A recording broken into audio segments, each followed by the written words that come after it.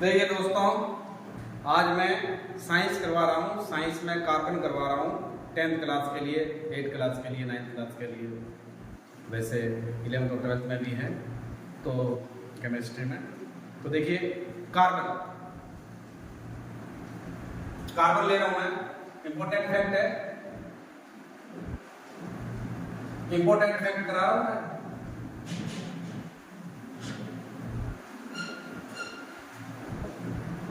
Carbon 6 number पे आता है। कार्बन चतुस्संयोजी होता है। कार्बन चतुस्संयोजी,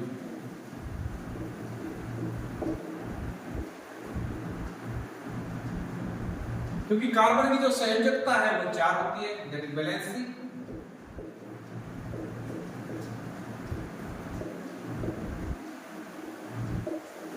संयोजकता परमाणु के बाहरी कोश में इलेक्ट्रॉन की संख्या होती है, उसको हम संयोजकता कहते हैं। जैसे ये परमाणु है और परमाणु के बाहर ये माइनस माइनस, तो ये इलेक्ट्रॉन चक्कर लगा रहा है। नाभिक में प्रोटॉन और न्यूट्रॉन है, जिनको सम्मिलित रूप में न्यूक्लियन कहते हैं। तो परमाणु के बाहर निश्चित कक्षाओं में इलेक्ट्रॉन चक्कर लगाता है। इलेक्ट्रॉन की खोज जे थॉमसन ने की, प्रोटॉन की खोज गोल्डस्टीन ने की और न्यूट्रॉन की खोज जेम्स चैडविक ने की। इलेक्ट्रॉन पर ऋण आवेश होता है, प्रोटॉन पर धन आवेश होता है, न्यूट्रॉन उदासीन होता है, इलेक्ट्रॉन पर कोई आवेश नहीं होता। प्रोटॉन और न्यूट्रॉन को सम्मिलित रूप में न्यूक्लियन कहते हैं। कार्बन 6, तो कार्बन की जो 6 संयोजकता 4 कैसे आती है? मेरा 1s में 2, 2s में 2, 2p में 2, क्योंकि s में अधिकतम 2, p में 6, d में 10 और f में 14। तो देखिए परमाणु का बाहरी कोश ये हुआ। बाहरी कोश में इलेक्ट्रॉन की संख्या 2 + 2 4, इसीलिए कार्बन चतुस्संयोजी होता है। तो कार्बन 6 नंबर पे आता है दोस्तों, ये आपको ध्यान भी रखना है। इलेक्ट्रॉन उसका परमाणु क्रमांक देखिए, hydrogen, helium, lithium, beryllium, boron 5, carbon, nitrogen, oxygen, fluorine, neon 10, sodium, magnesium, aluminium, silicon, phosphorus 15, sulphur, chlorine, argon, potassium, calcium 20, scandium, titanium, vanadium, chromium, manganese 25, iron, cobalt, nickel, copper, zinc 30। ऐसे 108 तत्व हैं जो याद होने चाहिए, कम से कम 30 तो होने चाहिए। अब मैं ले रहा हूं हाइड्रोकार्बन। हाइड्रोकार्बन नाम से पता चलता है, जो हाइड्रोजन और कार्बन से मिलकर बना होता है उसको हाइड्रोकार्बन। हाइड्रोजन और कार्बन से, हाइड्रोजन और कार्बन से मिलकर जो बना होता है उसको हाइड्रोकार्बन एस। तो देखिए हाइड्रोकार्बन में 2 प्रकार के होते हैं, संतृप्त हाइड्रोकार्बन, संतृप्त हाइड्रोकार्बन और असंतृप्त हाइड्रोकार्बन। संतृप्त में देखो आ जाएगा एल्केन और असंतृप्त में आ जाएगा एल्कीन और एल्काइन। यानी संतृप्त हाइड्रोकार्बन जिसमें कार्बन कार्बन के बीच में सिंगल बॉन्ड होता है, कार्बन कार्बन के बीच में सिंगल बॉन्ड। असंतृप्त हाइड्रोकार्बन जिसमें कार्बन कार्बन के बीच में डबल बॉन्ड भी हो सकता है, कार्बन कार्बन के बीच में ट्रिपल बॉन्ड भी हो सकता है। तो देखिए ये श्रेणी, ये मैं टेबल से बता रहा हूं श्रेणी, ये आपका यौगिक, ये सूत्र। तो देखिए और ये अनुलग्न।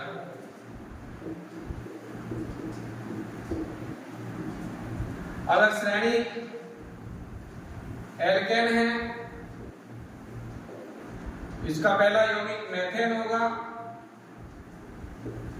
और इसका सूत्र CnH2n+2 होगा और अनुलग्न इसका L होगा, मैथ प्लस L मेथेन बनता है। एल्केन ये टेबल है, इसका प्रथम यौगिक एथीन होगा,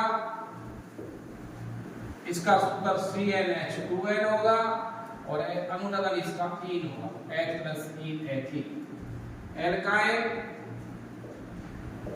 एल्काइन का एसिटिलीन होगा जो वेल्डिंग के काम आती है, इसका सूत्र CnH2n-2 होगा, इसका अनुलग्न आयन होगा।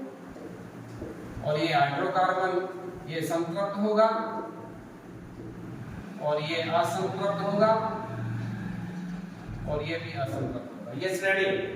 अब देखिए एल्केन में मैं n बराबर 1 रख रहा हूं। जैसे एल्केन में देखो, एल्केन का सामान्य सूत्र CnH2n+2 होता है, एल्कीन का CnH2n होता है, एल्काइन का CnH2n-2 होता है। अनुलग्न कार्बन कार्बन के बीच में सिंगल बॉन्ड है तो n होगा, डबल बॉन्ड है तो इन होगा, ट्रिपल बॉन्ड है तो आइन होगा। पूर्व लगन कार्बन 1 है तो मेथ, 2 है तो एथ, 3 है तो प्रोप, 4 है तो ब्यूट, 5 है तो पेंट, 6 है तो एक्स, 7 है तो एफ, 8 है तो ऑक, 9 है तो नॉन, 10 है तो डेक। देखिए n बराबर मैंने 1 रखा, n बराबर 1 रखने पर देखो इसका बना रहा हूं, n बराबर 1 रखने पर C1 देखो 2 × 1 + 2 तो CH4। मैंने कहा ये मेथेन होता है।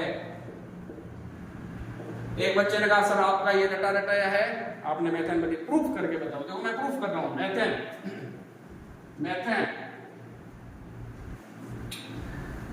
मेथेन कार्बन कितने हैं 4, निकाल हाइड्रोजन कितने हैं 4। अब देखिए ये इसका इलेक्ट्रॉनिक विन्यास है, ये हाइड्रोजन है ऊपर, कार्बन की संयोजकता 4, 1 2 3 और 4, हाइड्रोजन की 1, इस हाइड्रोजन की भी 1, इस हाइड्रोजन की भी 1, इस हाइड्रोजन। अगर इलेक्ट्रॉन का 1 जोड़ा है तो सिंगल बॉन्ड आएगा, 2 जोड़ा है तो डबल बॉन्ड आएगा, 3 जोड़ा है तो ट्रिपल बॉन्ड आएगा। ये सिंगल बॉन्ड है, 1 जोड़ा है तो सिंगल बॉन्ड आएगा। ये तो इलेक्ट्रॉनिक विन्यास हो गई, ये इसकी संरचना हो गई।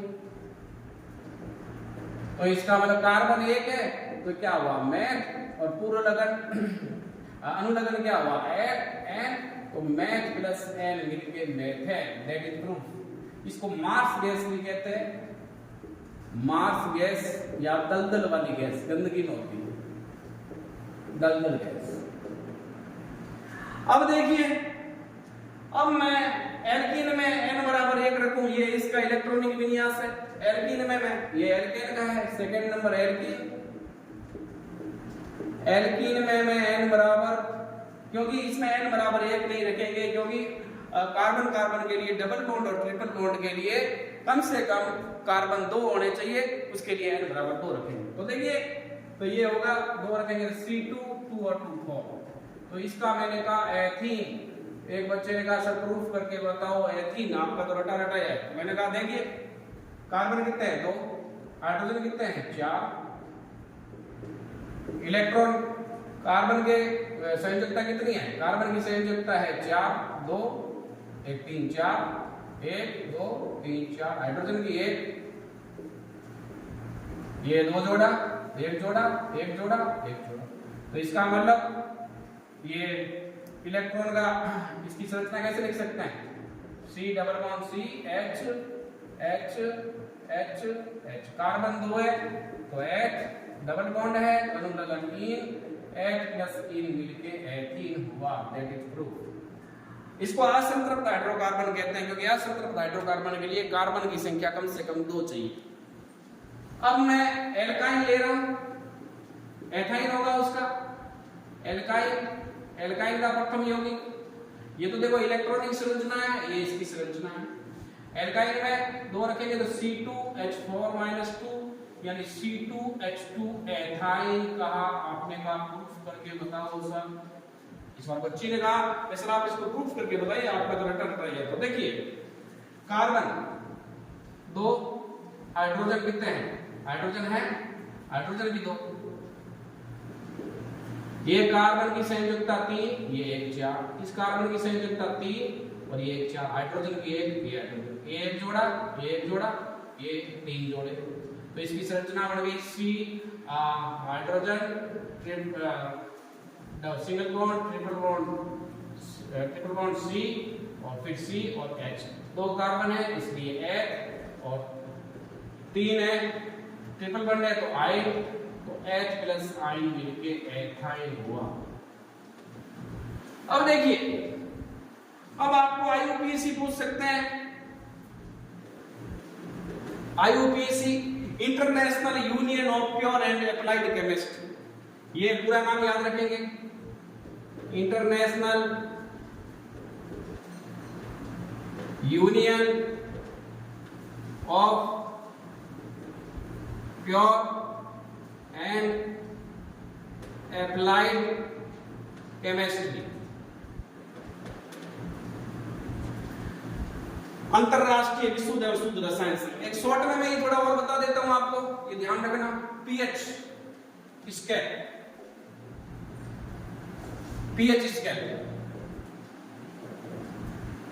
हाइड्रोजन आयन की सांद्रता ज्ञात करने के लिए एक स्केल काम में लेते हैं जिसे पीएच स्केल कहते हैं। तो देखिए पीएच ग्रेटर देन 7, पीएच का मान 7 से ज्यादा है तो विलयन क्षारीय होगा, ये ग्रेटर देन है, that is sine greater than, do you understand? I hope very better understand. PH less than 7 तो उदास अम्लीय होगा, क्योंकि पीएच का मान 7 से कम होगा तो विलयन अम्लीय होगा, और पीएच का मान 7 होगा तो विलयन उदासीन होगा। इसमें एक और क्लियरिटी आती है, पीएच का मान जैसे जैसे 7 से अधिक होगा वैसे पीएच का मान 7 से जैसे जैसे अधिक होगा तो क्षारीय गुण बढ़ता जाएगा, और पीएच का मान जैसे जैसे 7 से कम होगा तो अम्लीय गुण बढ़ता जाएगा, और पीएच का मान 7 होगा तो उदासीन होगा। तो देखिए दोस्तों, ये मैंने आपको कार्बन बताया है, संयोजकता बताई है, वैलेंसी बताई है, तो ये मैंने साइंस में बताया है, कार्बन लिया है। कल मैं लूंगा ओम का नियम लूंगा, ओम के नियम में आपको कराऊंगा मैं, उसके बाद में ओम का नियम करवाने के बाद में और भी टॉपिक लूंगा 3-4 दिन, जब तक आपका साइंस का एग्जाम नहीं हो जाता। इनको गौर से देख लीजिए, आपको एग्जाम में 100% बेनिफिट मिलेगा, और जरूर कीजिए। और मैं भोजात प्रजापत सर मुस्कान क्लासेस से, अगर ये मेरी क्लास आपको पसंद आए तो जरूर इसको लाइक करें, सब्सक्राइब करें। जय भोलेनाथ, हर हर महादेव।